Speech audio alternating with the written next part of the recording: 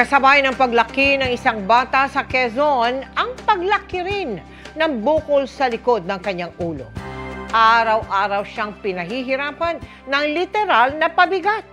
Kaya hindi nakapaglaro o hindi makapaglaro gaya ng maraming bata.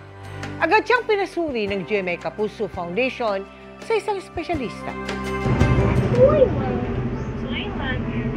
This one? Afghanistan. Very good. Sa edad na 4 na taon, kabisado na ni Prince ang watawat ng iba't ibang bansa. May talento rin siya sa pagkanta.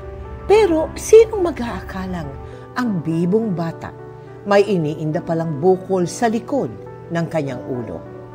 Na-diagnose din siyang may autism spectrum disorder. Nabigla ako na may bukol siya.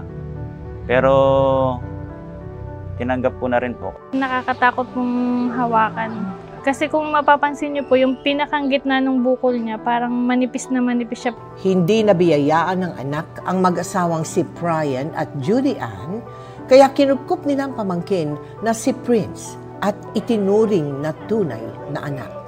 Sa kanaisang mapaoperahan si Prince, lumapit sila sa GMA Kapuso Foundation. Hindi kasi sapat ang kita ni Brian na 500 piso kada araw bilang delivery driver.